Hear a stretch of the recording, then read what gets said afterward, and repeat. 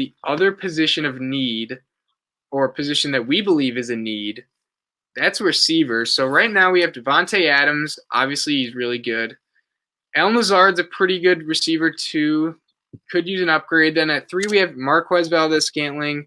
Devin Funchess is somewhere in the mix, depending on how he comes back. Equinemius St. Brown's another name. Malik Taylor.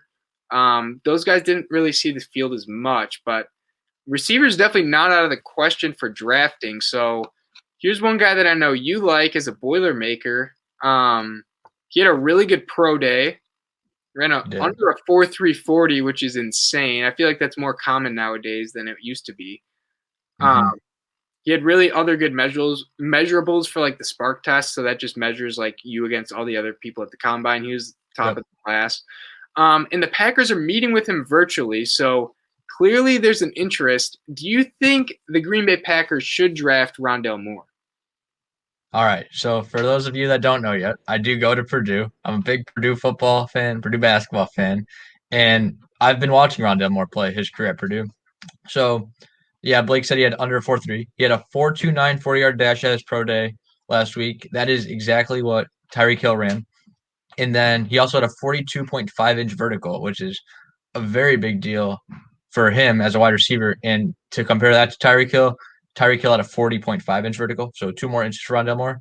The only problem with Rondale Moore is he's 5'7" tall, which is very short, but he's built. He's big. He's not a scrawny guy. Yeah. He's a big guy. And so now if I think we should draft him, yes, but not in the first round. Okay. And I don't know if he's going to make it to the second round, but if he's there in the second round, the Packers need to draft Rondale Moore. I have said in the past that I do not like wide receivers going in the first round. I think there's just people who are much more important that you can get, and wide receivers are just because they're the best wide receiver in college does not always translate over. There's the generational guys, obviously, but a lot of wide receivers go in later rounds. Devontae Adams was not a first-round pick, not even close. And so, yeah, if he's available in the second round, I think the Packers should get him. Before his pro day, he was projected to be like one of the last few picks in the first round or early second round. After his pro day, he's now projected to be middle first round. So, no, I don't think he's going to be there. And, no, I don't think the Packers should get him in the first round. Okay, that's interesting. So, from the mocks that I've seen, I feel like he wouldn't go in the middle first. I'd say like probably end of first still. I saw him at 21 today. Okay. Because I'd say firmly there's probably like 4 receivers that are better prospects. I would say that's Smith. So Devontae Smith, Jamar Chase, Jalen Waddle, and then Rashad Bateman. I would say are probably certainly over him. There's a case for Kadarius Toney. They're pretty similar style and like that they're smaller, more shifty guys. And then there's some other names in there too, but I'm with you on if we could get him in the second round, maybe we would have to I think we'd have to trade up.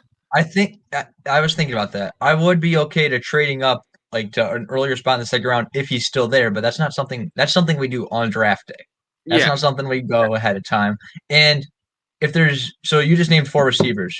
If 2 of them are still available, like then don't trade up yet till one of them's gone, obviously, because they're all good receivers. We do need a receiver. Those top 3, not including Bateman, will all go in the top 20, I'd imagine. Like I think Smith's going to go top 10 probably. Yeah, I'm sure one of them's going to go like top 10, top 12. Dolphins will be probably at the minimum the first team to pick receiver. So if maybe like a team like the Patriots that's known to trade back, or the Vikings, they're in the middle of the second round, Chargers too, and maybe they want to get more draft capital and we trade like a 4th next year or one of our additional 4ths this year and our second and move up like 15 spots in the second and Moore was there, I would be on board for that. I doubt he would get to, what is it, like pick like 61 or something? He would not get to our pick in the second round. He won't get it. Most likely not. And so talking about the scheme fit with him, so he can definitely play the slot. But the role that I think would be interesting would be that Tyler Ervin role where he's – okay. So Tyler Ervin, he's like our running back receiver type guy where he'll take jet sweeps, he'll take push passes. He can carry the ball, although he has like under 20 career carries. I feel like Rondale could too. Like he's built, like he obviously is not going to be running between the tackles behind a fullback or anything like that. But like if they had him in the backfield, they could use him similar to how Randall Cobb was used. If you remember with Mike McCarthy, where Yeah, they would put him in the backfield as a running back and a shotgun, and they'd split him out wide after that. So that way there's like a linebacker or a safety on him. And I think that's where he would be game breaking in the sense that he is insanely fast. We have MVS, but he's has some consistency issues. And Rondale Moore can break tackles pretty he easily. can. Like There's a famous clip of that against Ohio State. yeah, I was gonna say, like, this man killed Ohio State for years, breaking tackles and the such. So I think on those jet sweeps, push passes, screens, he would dominate. And Tavon Austin did some of that last year for us too. Doesn't look like he'll be back, but I think Rondale Moore would fit in that sense Yeah. of the offense. So Rondale Moore, he really only had a full season his freshman year at Purdue Mhm. because he got injured and then he got injured again during the shortened season. Well, first he opted out, then he came back, but he got injured. So he didn't play too much. Just once he was healthy, he wanted to stay healthy. But his freshman year, he did have over 20 carries. Okay, so And he averaged 10 yards a carry. yeah, I mean, I'm sure because every time he touches the ball, Yeah. it's like a chance of. Yeah, well, that isn't, but he did it. Yeah, he had 200. He had over 200 rush yards, and then he had over 1,200 reception yards, 14 touchdowns his freshman year Yeah. combined for rushing and receiving. So I didn't think about that, but I do like that where he could be a jet sweep kind of guy, a guy you just kind of like shuffle past the ball to, and then he does the work. Because right now I think what the Packers are missing is that one explosive guy where you just get him the ball in space and he can make a play without everything having to go perfectly right. Like you don't really have to scheme him up where he gets wide open. You can kind of just get him the ball and watch him make a play. Like And, he'll find the hole. If something's not open, he'll know, all right, I'm gonna go. He's not gonna just run into the guy.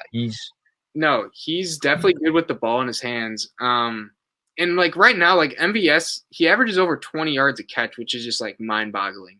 Yeah, I think he was top. He was easily top 3 in the league. I'm pretty sure. Yeah, for yards per For a while, he was number 1 during the season for yards per reception. But he's more of a guy that's like he can only really go deep. I feel like Moore could be used in like the intermediate routes, in like short routes too. With Moore's a lot more elusive than MVS, I'd say. You know, agility. MVS is going to burn everyone on a streak, but Moore's going to burn you. He's really good off the line. Like he can run slants. He can. Yeah, no, he can run slants. Crossing routes would be really nice with him too.